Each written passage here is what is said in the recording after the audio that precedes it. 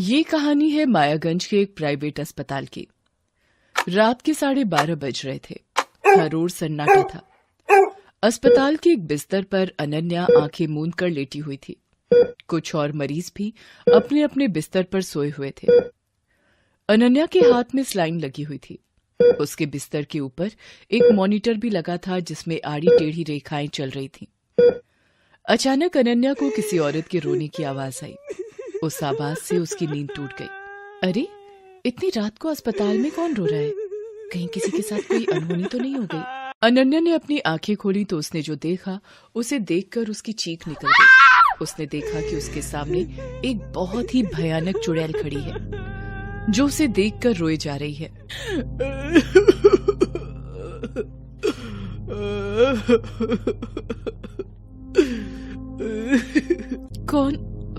कौन हो तुम?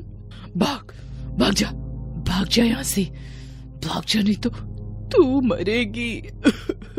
ये कहकर चुड़ैल अनन्या के पास आई और उसके हाथों में लगी स्लाइन के पाइप को खींचने लगी। अरे, ये क्या कर रही हो तुम? पागल हो गई हो क्या? छोड़ो मुझे। लेकिन उस चुड़ैल ने अनन्या की एक नहीं सुनी और उसने स्लाइन की पाइप को खींचकर निकाल दिया। अनन्या जोर से चीख पड़ी। अनन्या के हाथ से खून बह रहा था और वो नीचे जमीन पर टपक रहा था। उसके खून से अस्पताल की फर्श धीरे धीरे कर लाल होती जा रही थी। क्यों कर रही हो तुम ये सब? मैंने क्या बिगाड़ा है तुम्हारा? भाग जा यहाँ से। भाग जा नहीं तो तू मरेगी। अनन्या दर्द से करा रही थी। तभी चुड़ैल ने उसके बिस्तर के ऊपर लगे मॉनिटर को घूर कर देखा और उसे अपने नाखूनों से नोचने लगी। फिर एक जोरदार मुक्का वो उस मॉनिटर पर मारती है। उसकी स्क्रीन पूरी टूट जाती है। उसके बाद वो चुड़ैल अपने हाथ से मॉनिटर निकालती है और अनन्या की तरफ फेंकती।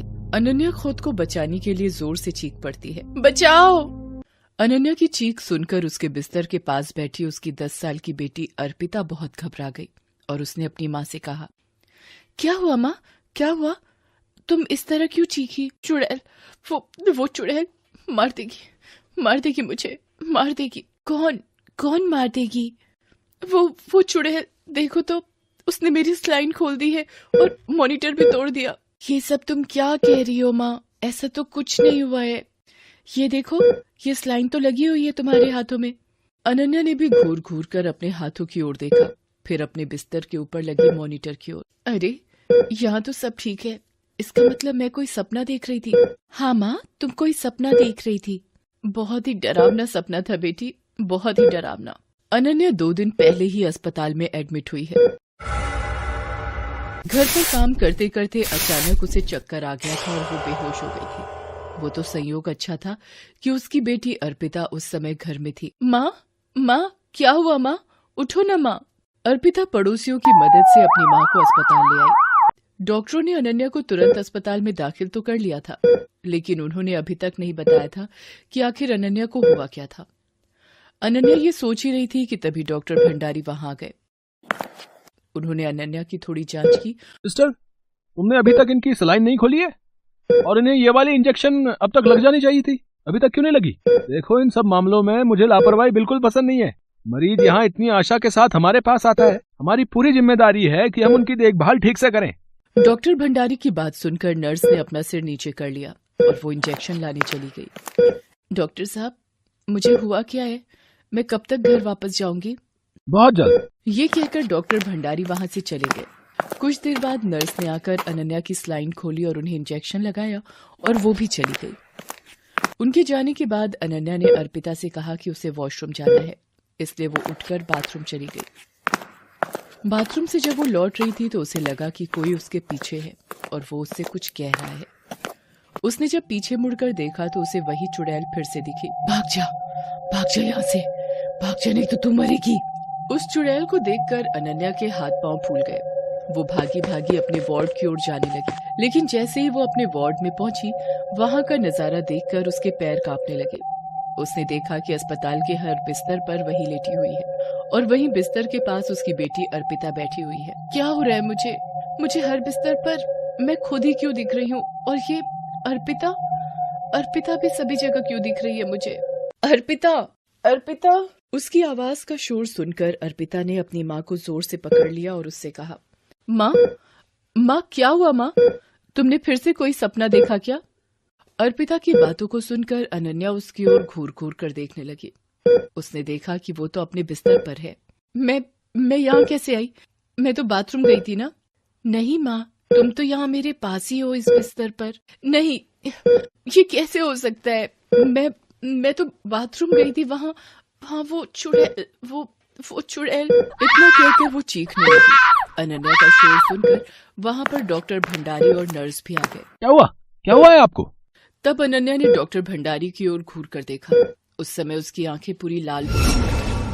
अनन्या ने डॉक्टर भंडारी का कॉलर पकड़ लिया और उसे अपनी ओर खींचती हुई अजीब सी आवाज में बोली, कौन सा इंजेक्शन दिया मुझे डॉक्टर भंडारी? कौन सा? अरे छोड़िए मुझे। मैं तुझे नहीं छोड़ूंगी भंडारी, मार दूंगी मैं तुझे। ये कहकर अनन्या डॉक्टर भंडारी के कंधे पर चढ़ गई। लेकिन जैसे ही वो उसके कंधे पर चढ़ी तो उसका चेहरा बिल्कुल बदल गया और वो एक चुड़ैल के रूप में बदल गई। जैसे ही उसका चेहरा वहाँ खड़ी नर्स ने देखा, वो चिल्ला उठी, ये तो माला है, लेकिन ये तो। उसके बाद चुड़ैल ने डॉक्टर भंडारी को नीचे गिरा दिया और उसके सीने को अपने नाखूनों से नोचने लगी। खून की धार डॉक्टर भंडारी के सीने से बहने लगी।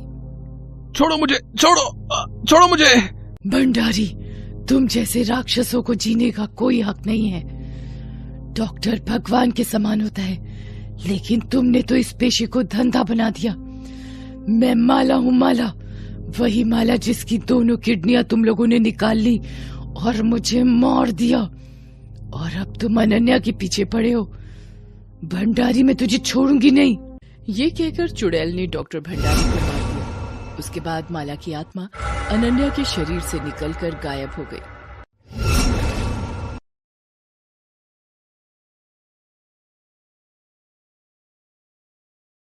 ये कहानी है लखनऊ के रहने वाले ज्ञान तिवारी की।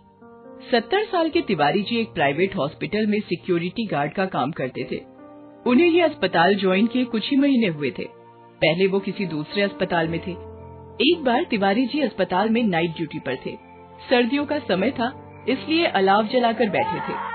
तभी उन्हें अस्पताल की मोर्चरी के पास से किसी औरत के रोने की आवाज आई। इतनी रात में ये कौन रो रहा है? आवाज तो मोर्चरी के पास से आ रही है। वो उठकर मोर्चरी के पास जाते हैं। वहाँ कोई औरत सिर झुकाए रोए जा रही थी। क्या हुआ बेटी? इतनी रात को यहाँ बैठी क्यों रो रही हो? अरे बेटी बताओ ना, क्या हुआ? क्यों रो रही हो? इतनी देर से पूछ रहा हूँ, तुम कुछ बोलती क्यों नहीं? तुम कौन हो? बोलो ना बेटी, शायद मैं तुम्हारी कुछ मदद कर सकूं। मैं पर्वतिया हूँ गार्ड साहब। इन लोगों ने मेरी 10 साल की छोटी सी बिटिया गुंजा को बंद कर दिया है। आप कृपया करके उसे बाहर निकाल दीजिए ना, उसे भूख लगी होगी। किसने बंद कर दिया तुम्हारी बेटी को? अस्पताल वालों ने गार्ड साहब। मैं उसके लिए बाहर से रोटी लाने के लिए गई थी। इतनी देर में देखिए ना, उन्होंने मेरी बेटी गुंजा को बंद कर दिया। आप ताला खुलवा दीजिए ना, वो भूखी है, वो रोटी खाकर सो जाएगी। अरे कहाँ बंद कर दिया उसे? ओह, तुम्हारी बेटी मर गई है? नहीं, वो नहीं मरी है, वो जिंदा है। उसे भूख लगी है। आप मोर्चरी का गेट खोल दीजिए ना, मैं उसे खाना खिलाकर चली जाऊंगी। उस औरत के साथ तिवारी जी बात कर ही रहे थे कि उनके साथ काम करने वाला एक और गार्ड ओम प्रकाश वहाँ आया। अरे क्या बात है तिवारी जी, अस्पताल का गेट छोड़कर यहाँ मोर्चरी के पास क्या कर रहे हैं? अरे भाई, ये औरत यहाँ रो रही थी। देखो ना, इसकी बेटी बेचारी मर गई है, इसलिए ये सदमे में है। कौन सी औरत तिवारी जी? यहाँ तो कोई नहीं है। तिवारी जी ने उस औरत को इधर उधर बहुत खोजा, लेकिन वो नहीं मिली। उनकी कुछ समझ में नहीं आ रहा था कि वो औरत अचानक कहाँ गायब हो गई। उसी रात जब सरला नाम की एक नर्स अपने कमरे में एक सिरिंज में दवा भर रही थी, तभी उसके साथ अजीब सी घटना हुई। उसकी सिरिंज अचानक से धीरे धीरे कर बड़ी होने लगी। अरे अरे अरे, ये क्या हो रहा है? ये सिरिंज कैसे बड़ी होने लगी? सरला सिरिंज को वहीं पटक देती है। जैसे ही वो सिरिंज पटकती है, उस सिरिंज से खून निकलने लगता है और किसी औरत के हंसने की आवाज आने लगती है। वो इधर उधर देखती है पर उसे कोई नजर नहीं आता। तभी उसकी नजर पंखे पर जाती है जिस पर पर्वतिया लटकी हुई है। फिर उसकी नजर कमरे की अलमारी पर जाती है जहाँ पर्वतिया की बेटी गुंजा चादर ओढ़े रो रही है। नर्स, मेरी बेटी को ठीक कर दो ना, वो बहुत बीमार है, ठीक कर दो ना, डॉक्टर साहब को बुला दो ना। पर्वतिया, तुम जिंदा हो? लेकिन तुम तो क्यों मारा मेरी बच्ची को? हमने नहीं मारा उसे, वो बहुत बीमार थी। हमने कोशिश बहुत की लेकिन वो नहीं बची। झूठ मत बोल तू, मैं नहीं छोड़ूंगी, तुम लोगों में से किसी को नहीं छोड़ूंगी। उसके बाद पर्वतिया सरला को मार देती है और उसके शरीर में प्रवेश कर जाती है। अगले दिन। तुम्हें शर्म नहीं आती विनोद? मैंने कितनी बार कहा कि हम यहाँ पर लाभ कमाने के लिए नहीं बैठे हैं, लोगों की सेवा के लिए हैं। इसके बावजूद तुम इन्हें यहाँ से भगा रहे थे। इनका कसूर क्या है? यही कि ये लोग गरीब हैं? कान खोल कर सुन लो, मेरे अस्पताल में काम करना है तो ये नहीं चलेगा। सॉरी डॉक्टर अभिषेक, सॉरी मुझे नहीं, इन्हें बोलो। मेरे अस्पताल से कोई गरीब इसलिए बिना इलाज के वापस चला जाए कि उसके पास पैसा नहीं है, तो इससे ज्यादा शर्म की बात मेरे लिए और क्या होगी। वैसे तो ज्ञान तिवारी डॉक्टर अभिषेक की बहुत इज्जत करते थे, लेकिन उस दिन जब उन्होंने डॉक्टर साहब का ये रूप देखा तो उनकी आंख भर आई। उन्हें याद आया इतने दिनों में उन्होंने डॉक्टर साहब को किसी से ऊंची आवाज में बातें करते नहीं देखा था। उन्हें सिर्फ अपने काम से काम होता था। उसी दिन की बात है, रात के 10 बज रहे थे। डॉक्टर अभिषेक अपने कमरे में बैठे हुए थे। तभी उनके कमरे में पर्वतिया आई जो सरला के वेश में थी। सिस्टर सरला, वो बेड नंबर 19 की क्या पोजीशन है? सर, आपने जो दवा दी थी उससे उसे नींद आ गई है, गहरी नींद। ये कहते कहते सरला डॉक्टर अभिषेक को पीछे से पकड़ लेती है और उनके गले को दबाने लगती है। डॉक्टर अभिषेक, अब आपको भी सोना होगा, गहरी नींद में, कभी नहीं जागने के लिए। अरे छोड़ो मुझे, ये तुम क्या कर रही हो? मेरा दम घुट रहा है। तभी सरला पर्वतिया के वेश में आ जाती है। उसे देखकर डॉक्टर साहब डर जाते हैं। वो उसकी पकड़ से निकलकर भागने की कोशिश करते हैं। तब पर्वतिया डॉक्टर अभिषेक को जोर से धक्का मारती है जिससे उनका सिर वहाँ रखे एक स्ट्रेचर पर जा लगता है। वो बेहोश हो जाते हैं। उसके बाद पर्वतिया उन्हें उठाकर स्ट्रेचर पर डालती है और फिर वो नर्स सरला के वेश में आ जाती है और स्ट्रेचर को खींचते हुए अस्पताल के कॉरिडोर में ले जाने लगती है। तभी वार्ड बॉय विनोद की नजर उस पर जाती है। सरला, ये डॉक्टर साहब को कहाँ ले जा रही हो? पागल हो गई हो क्या तुम? इसे मॉर्चरी में ले जा रही हूँ। इसने मेरी बेटी को वहाँ भेजा था, वैसे जाएगा तो तू भी वहाँ। मैं किसी को नहीं छोड़ने वाली।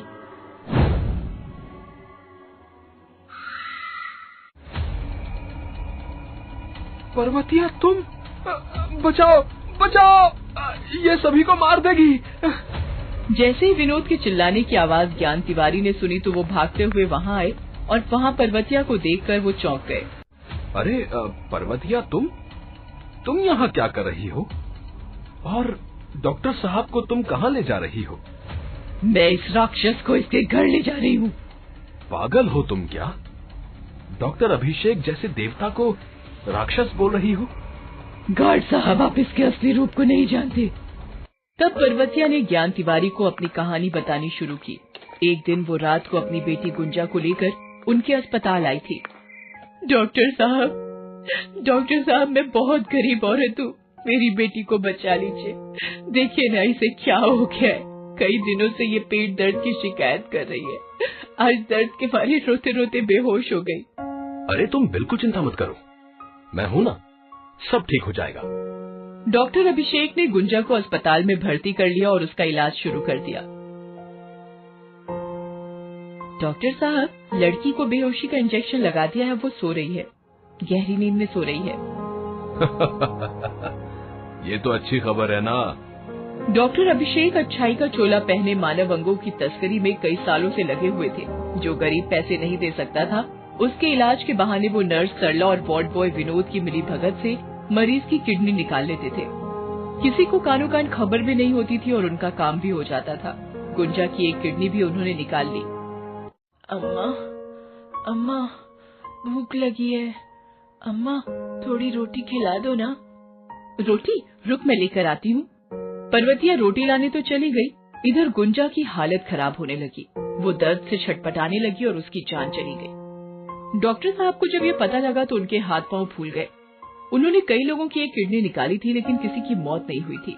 लेकिन शायद गुंजा बच्ची थी और ऑपरेशन के बाद का दर्द वो बर्दाश्त नहीं कर पाई और इस दुनिया से चली गई। कोई इंक्वायरी न हो, इस डर से उन्होंने जल्दी से गुंजा की बॉडी मॉर्चरी में पहुंचा दी और वहीं विद्युत शवदाह में उसे जला भी दिया। पर्वतिया जब वापस आई तो उन्होंने कहा कि उसकी बेटी की मौत हो गई है। वो ये सदमा बर्दाश्त नहीं कर पाई। उसने जब उसकी बॉडी दिखाने के लिए कहा तो उन्होंने कहा कि उसकी बॉडी मॉर्चरी में है। वो मॉर्चरी के बाहर घंटों बैठी रही, लेकिन किसी ने उसे गुंजा की बॉडी नहीं दिखाई। वो इसकी शिकायत डॉक्टर साहब से करने आई तो उस समय डॉक्टर साहब सरला और विनोद से इसी बारे में बातें कर रहे थे। उसने सब कुछ सुन लिया। राक्षस, राक्षस हो तुम लोग। डॉक्टरी जैसे पेशे को बदनाम कर दिया है तुम लोगों ने। तुम्हें भगवान कहा जाता है और तुम लोग शैतानों वाले काम कर रहे हो। डॉक्टर साहब, लगता है इसने हमारी सारी बातें सुन ली हैं। ये हमारे लिए अच्छा नहीं है। हमें इसे मारना होगा, नहीं तो हम सभी जेल के अंदर होंगे। उन लोगों ने पर्वतिया को पहले बेहोश किया, फिर उसकी किडनी भी निकाल ली और उसे जहर का इंजेक्शन देकर मार दिया। मैं इन्हें क्या समझता था, ये क्या निकले। लेकिन बेटी, तुम चिंता मत करो, मैं पुलिस को सारी बात बताऊंगा। इन्हें छोड़ूंगा नहीं। वो ये बोल ही रहे थे कि अभिषेक और विनोद वहाँ से भागने की कोशिश करते हैं। पर्वतिया उन दोनों को पकड़ लेती है और गर्दन पकड़कर उन्हें उठा लेती है और उन्हें अस्पताल की खिड़की के बाहर फेंक देती है। दोनों की तत्काल मौत हो जाती है। इस प्रकार पर्वतिया ने अपना और अपनी बेटी की हत्या का बदला ले लिया। हालांकि इस घटना के बाद ज्ञान तिवारी को फिर कभी पर्वतिया की आत्मा नहीं दिखी। हेलो दोस्तों, कैसे हैं आप सब? हमारी कहानियां देखने के लिए हमारे चैनल को सब्सक्राइब कीजिए और हाँ, बेल आइकॉन पर क्लिक करना मत भूलिएगा।